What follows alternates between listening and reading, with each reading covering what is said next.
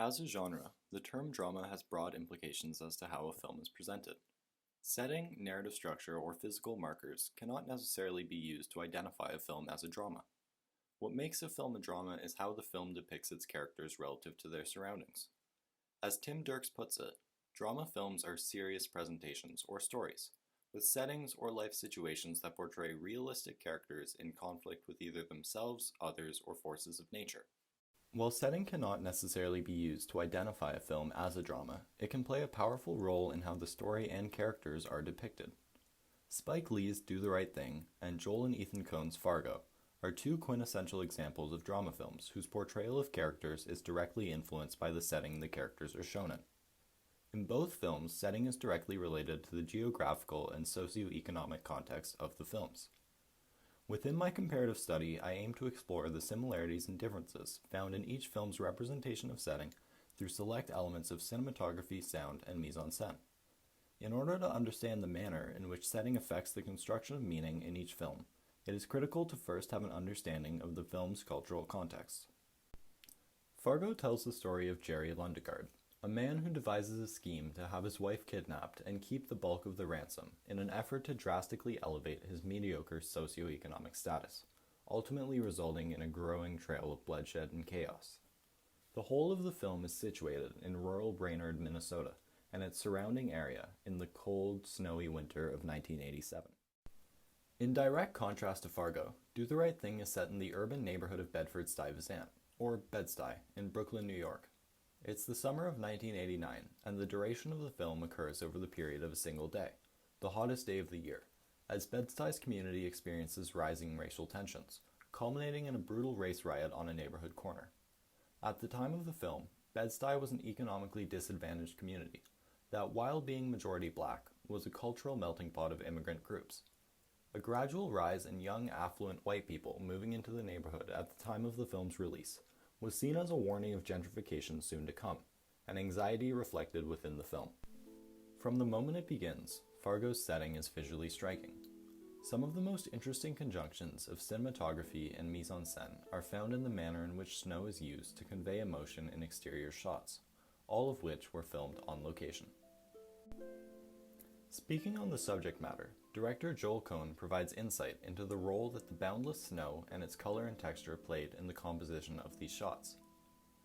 We talked with cinematographer Roger Deakins about these landscapes, where you couldn't really see where the horizon was, where the ground melted into the sky. We put everything else aside and didn't shoot until we got that feeling. These shots allowed the directors to create a visually bleak landscape, mirroring the mundaneness of rural Minnesota, in which to center the plot, further contributing to the muted, analogous color palette of the film. This bleakness is captured to great effect in the use of the snow as negative space when shown in wide and bird's-eye view exterior shots. The viewer knows Jerry as a deeply self-centered man, sacrificing the safety of his loved ones in pursuit of material wealth and an elevated status in his tight-knit community. The negative space created by the snow visually engulfs characters, and reminds the viewer of their lack of power and control in the story, particularly relevant as Jerry's plan begins to fall apart.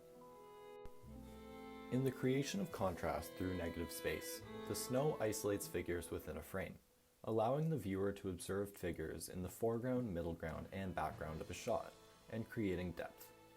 This technique allowed the Coens to consistently utilize static shots, with extended takes in their cinematography, perfectly embodying the slow pace of life in rural Minnesota and establishing a spatial setting to juxtapose the heinous crimes found within it. In Do the Right Thing, the perpetual, sweltering heat that Bed-Stuy experiences is a crucial aspect of the plot and how characters interact with each other and their environment.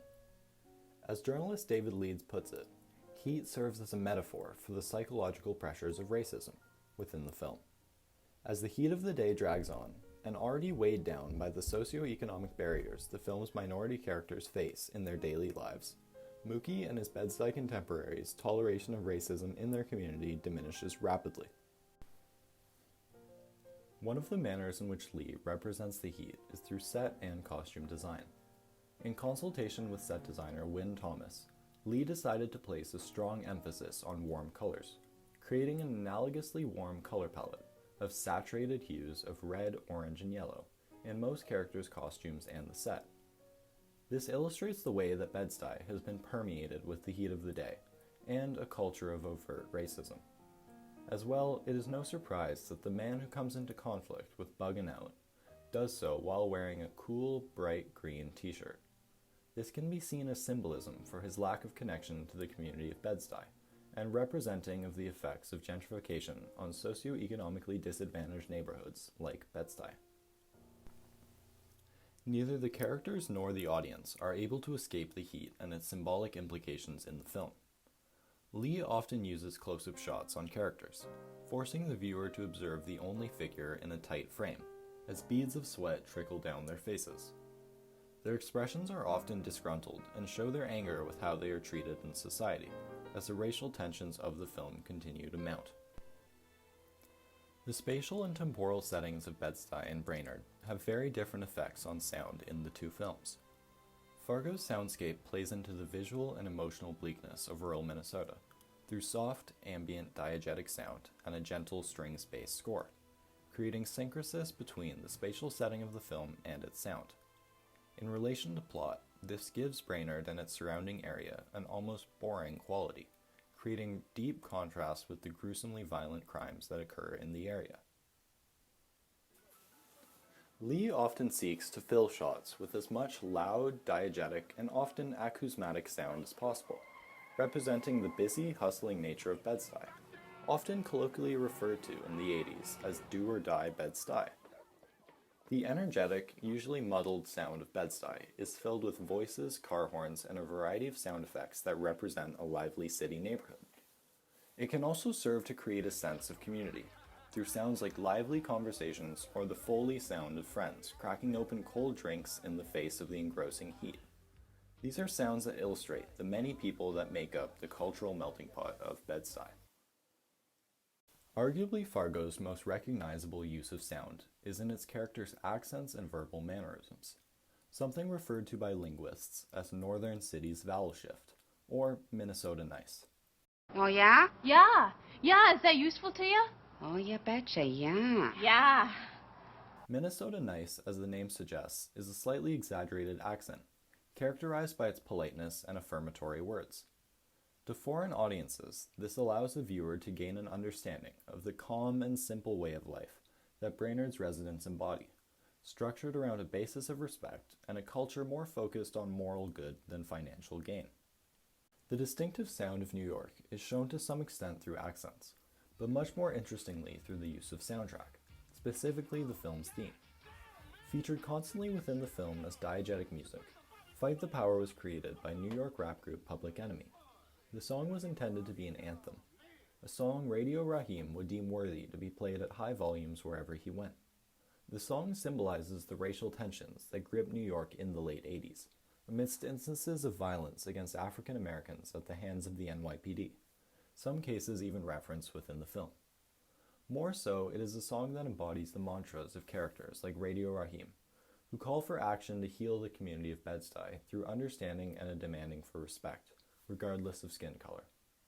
Each of the selected drama films uses the aforementioned film elements, which are directly influenced by each story's setting, as powerful tools in displaying how characters interact with their environment.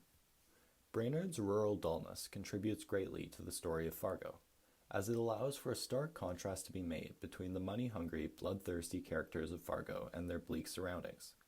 This is reflected constantly within generally static cinematography, mundane mise-en-scène, and quiet or polite sound.